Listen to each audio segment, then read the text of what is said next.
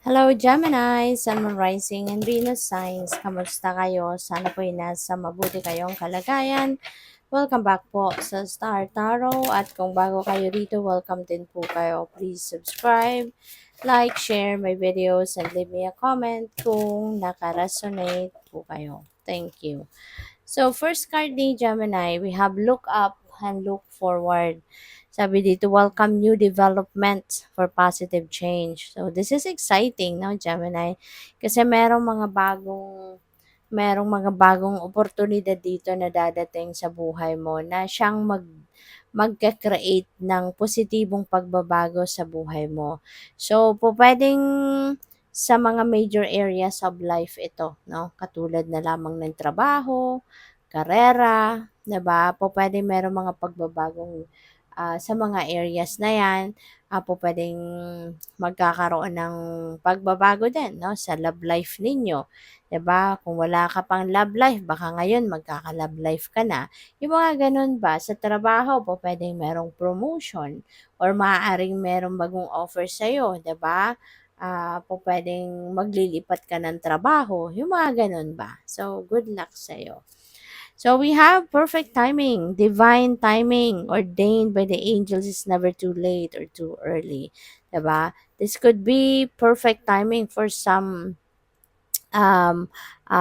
things, no, sa buhay mo. May mga ilang bagay siguro na kunyari gusto mong gawin, maaaring meron kang goals, meron kang mga pinapangarap na gusto mong matupad, gusto mong mangyari, and maybe ngayon, 'di ba, mangyayari na 'yan.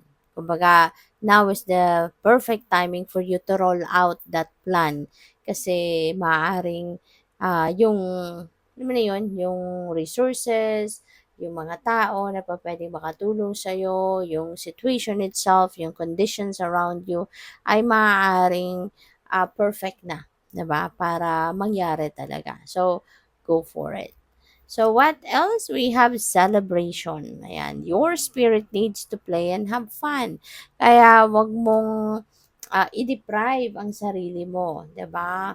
Para dito sa fun things na pupuwede mong gawin sa ngayon, okay? Kasi kailangan natin 'yun, eh, kailangan natin ng balanse sa buhay, hindi pupuwedeng puro trabaho lang, 'di ba? Always remember that. Kasi kapagka gano'n, puro trabaho, trabaho, trabaho, 'di ba, wala kang panahon to unwind, wala kang panahon to have fun, ay naku, mabilis kang mapapagod at kapag napagod ka, na-drain ka, na-burnout ka, papaano na yung trabaho mo, 'di ba? Kaya kailangan balance. May time to have fun, may time to unwind, may time to socialize, at may time para sa pag-aalaga sa inyong sarili, and may time sa pamilya, sa trabaho, and other things. Okay? So, ngayon, go for it. No, have fun and play, and makipag-celebrate ka, makipag-socialize ka, kasi kailangan mo din 'yan. Alright? Para mabago naman yung ano mo, yung focus mo for few hours man lang, 'di ba? So, maraming salamat for subscribing, and if you haven't subscribed yet, subscribe na kayo, and also maraming salamat din for not skipping the ads.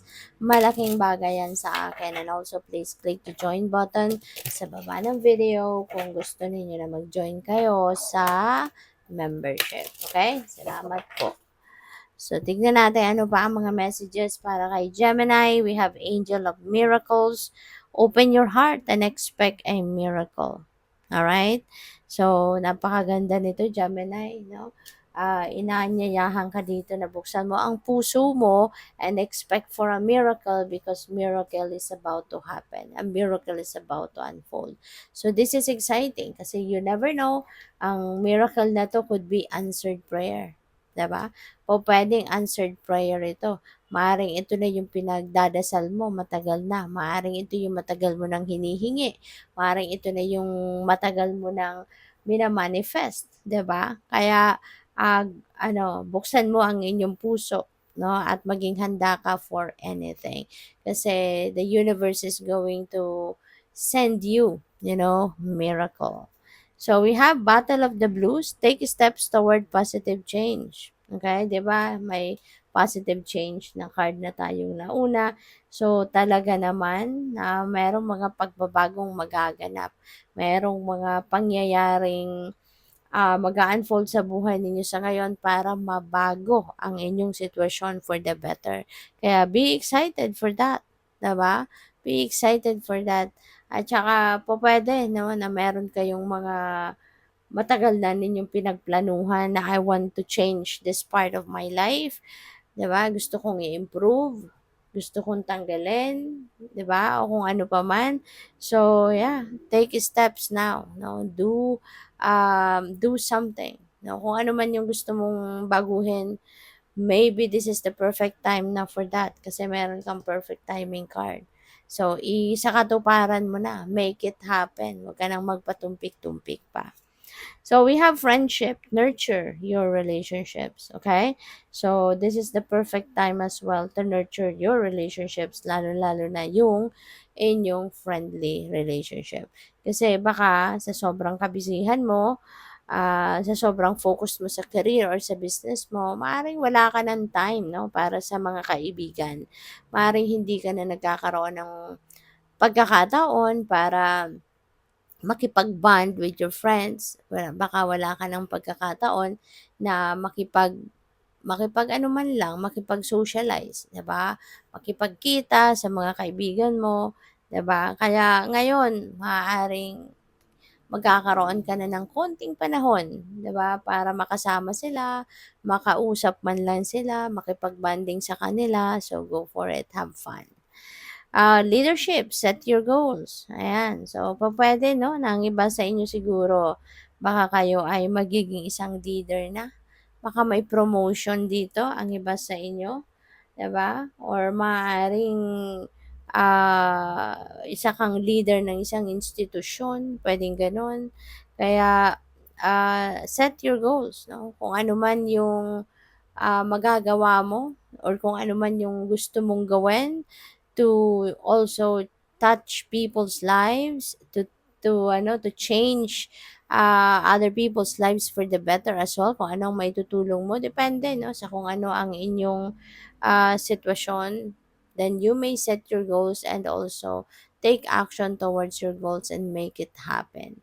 Okay? Kasi para mag-iwan ka ng malaking impact no sa buhay ng mga taong itong pagsisilbihan mo. Okay?